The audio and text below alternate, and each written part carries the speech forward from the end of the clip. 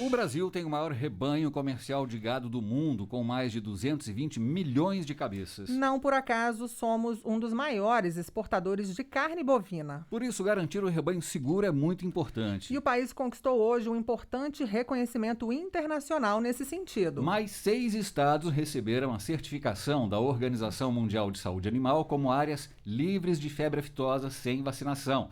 Paraná, Rio Grande do Sul, Acre, Rondônia e áreas do Amazonas e do Mato Grosso. A aftosa é uma doença infecciosa. Quando afeta o rebanho, tem grande impacto econômico, já que muitos países impõem barreiras para comprar os produtos de origem animal de locais que tenham registrado a doença. E para falar sobre essa conquista e outras ações do governo na área, a gente recebe aqui no estúdio a ministra da Agricultura, Pecuária e Abastecimento, Tereza Cristina. Boa noite, ministra. Boa noite. É um prazer estar aqui com vocês falando para o Brasil. Ministra, o que significa para o Brasil esse reconhecimento internacional de mais estados do país livres de febre aftosa sem vacinação? É um marco, né? Nós só tínhamos Santa Catarina com esse reconhecimento e hoje nós recebemos na sessão geral da Assembleia Mundial da Organização Internacional de Epizootíades esse reconhecimento para esses 6 estados. Isso significa qualificar melhor a carne brasileira, vender para países que pagam mais, pagam melhor, recebem outros tipos de cortes mais nobres e também significa o reconhecimento do status sanitário da nossa pecuária no Brasil. Então, ministra, isso é um marco para a pecuária brasileira. Ministra, e quais os impactos desse anúncio para os produtores e também para a economia dos estados? Olha, os produtores desses estados que receberam esse reconhecimento, com certeza terão aí mercados, né, mais importantes. Por exemplo, o Japão só compra carne de estados livres de aftosa sem vacinação. A Coreia do Sul, o Canadá, muitos países que só compram com esse reconhecimento. Então, isso é um sinal, isso é um encaminhamento para se vender carne mais cara para esses países que pagam mais pela carne com esse reconhecimento. Ministra, como foi o trabalho tanto do Ministério, de outros órgãos e dos próprios produtores para alcançar esse resultado? Olha, isso é um trabalho conjunto de várias mãos, isso não começou agora, né? A aftosa no Brasil é discutida há mais de 50 anos, nós temos o Panaftosa que organiza também, fica no Rio de Janeiro, esse plano. E o Ministério da Agricultura fez o PINEFA, que traçou um plano para que até 2026 o Brasil todo possa estar livre. O Brasil é livre de aftosa com vacinação, com exceção de Santa Catarina. A partir de hoje, mais 6 estados. Então, nós temos 7 estados que correspondem a mais de 40% do nosso rebanho bovino, mas também uma grande conquista é para os produtores de suínos. Porque com esse status, também a suinocultura pode atingir mercados que hoje o Brasil não conseguiria atingir. O Paraná entrou num segundo momento, Paraná e Santa Catarina e Rio Grande do Sul, justamente por isso, porque os investimentos que vem recebendo na agroindústria, na produção, na suinocultura, requerem esse tipo de reconhecimento. Então, hoje, o Paraná e o Rio Grande do Sul estão em festa também, não só na bovinocultura, mas na suinocultura. Ministra, esse trabalho, então, ele continua, né, para que outros estados, né, também tenham esse reconhecimento no futuro? Com certeza. Nós já começamos, tem muitos estados, porque nós não participamos? Porque receber esse reconhecimento e a retirada da vacina desde o ano passado, porque o estado tem que ficar um ano sem vacinação e com todo o monitoramento e acompanhamento. Então, nós agora estamos no segundo bloco, são mais estados que farão parte desse segundo bloco, buscando esse reconhecimento, que vai levar para 2 anos, se tudo correr muito bem.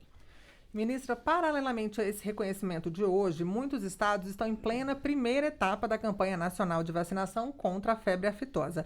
A adesão à vacinação é grande, ministra? Os produtores estão conscientes de que é importante manter o rebanho do país livre dessa doença? Com certeza, e principalmente para esses estados que querem ir para esse segundo bloco para esse reconhecimento. Então, a adesão tem sido no Brasil, nos últimos anos, muito boa, acima de 96%, 97%, mas atingir essas metas fica ainda mais importante para aqueles estados que queiram entrar nesse bloco para receber esse certificado daqui a um tempo. Ministra, mudando de assunto agora, esta semana foi lançado pelo Ministério da Agricultura o portal do Observatório da Agropecuária Brasileira, onde estão disponíveis dados e informações sobre a produção agrícola, clima, crédito rural, mapeamento de áreas. De que forma esse portal pode ajudar os produtores? Olha, o Ministério da Agricultura fez na verdade, um feito, porque nós temos muitos dados, muitas informações, mas eles ficavam espalhados, né, e não depositados num único lugar. O observatório é para isso, para que todos esses dados, não só dados e índices possam estar lá, mas também toda a parte de mapas, de georreferenciamento, geoprocessamento, de muitas plataformas que o Ministério tem. Isso vai ajudar em muito, não só os nossos técnicos dentro do Ministério, na formulação de políticas públicas com muito mais segurança. A gente pode hoje, através do observatório, ter indicadores de onde nós precisamos chegar, o que nós podemos e queremos fazer com as políticas públicas para o Ministério da Agricultura, na agricultura familiar, na agricultura comercial, na pecuária, enfim. Então, eu acho que isso é um grande feito. Só para você ter uma ideia do alcance disso, nós inauguramos isso ontem à tarde. Hoje, pela manhã, nós já tínhamos mais de 10 mil acessos e do mundo todo, não só do Brasil, mas da Alemanha, da França, da China, dos Estados Unidos, enfim, de muitos países interessados em conhecer números e conhecer a nossa atividade agropecuária do Brasil. Ministra, com isso, os pesquisadores também podem auxiliar o setor a partir das informações do portal? Com certeza. As pessoas podem entrar, ele é aberto, a grande maioria dos dados é aberto ao público, e as pessoas podem entrar e lá fazer suas pesquisas, seus trabalhos, enfim, fazer o cruzamento de dados necessário para quê? Não só o produtor, mas o pesquisador, o acadêmico que está lá fazendo suas pesquisas, né, o acadêmico da agronomia, da veterinária, enfim, é um portal que eu acho que vai ser extremamente importante. Agora, precisa ser abastecido diariamente com dados, né? E brincaram ontem que isso é uma Ferrari. Eu falei, mas que a gente tem que estar pondo a gasolina e a gasolina azul todos os dias para que essa Ferrari continue a andar. Agora, ministra, o Brasil já está colhendo uma safra que, pelas previsões, deve ser recorde. São várias condições que garantem uma boa colheita, mas uma delas tem sido cada vez mais importante, que é a tecnologia. Um levantamento da Embrapa mostra que 8 de cada 10 produtores utilizam uma tecnologia digital como apoio à produção.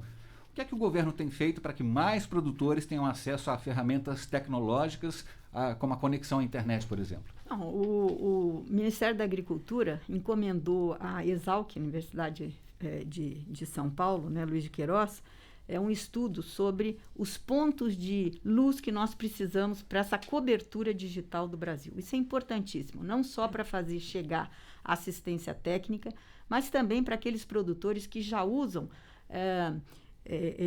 os drones para fazer o levantamento das áreas, onde colocar, especificamente no único local, colocar mais fertilizantes, todo o mapeamento de solos, enfim. Existe aí uma infinidade hoje de tecnologias digitais e remotas para serem utilizadas pela agricultura, mas para isso nós precisamos de conectividade.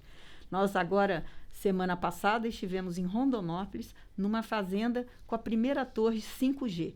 Nós já temos outras, né? O Ministério da Agricultura indicou ao Ministério da Comunicação, ao ministro Fábio Faria, 7 pontos, onde nós estamos colocando essas torres que têm um raio de 100 quilômetros, onde você tem, por exemplo, o mecânico está em São Paulo ou no Rio Grande do Sul, da colhedeira, e aí ele faz, remotamente, ele mostra os pontos onde o mecânico que está lá na fazenda pode consertar, onde ele tem que mexer naquela máquina para consertar o seu defeito.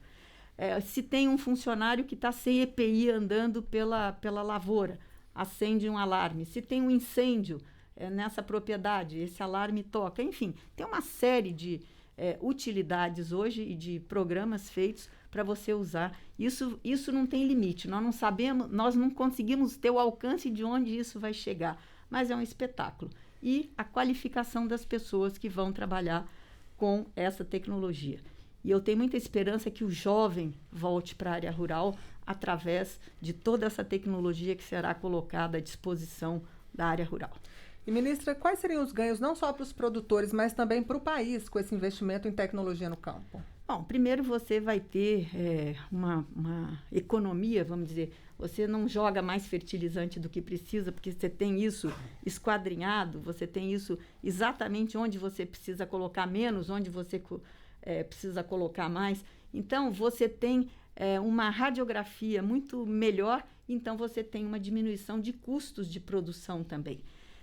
A hora certa da colheita, onde você vai perder menos peso naquele grão que você está colhendo. Enfim, tem uma série de vantagens que trará uma melhor gestão e também uma diminuição de custos para o produtor, aumentando assim o seu lucro, a sua receita. Ministra, a senhora acompanhou ultimamente o presidente Jair Bolsonaro em solenidades para a entrega de títulos de propriedade rural a assentados da reforma agrária e também a pequenos produtores. Quais são os benefícios desta ação do governo e qual a meta para regularizar a situação de produtores rurais no país? Olha, isso para mim é uma das coisas que mais me dão alegria e emoção.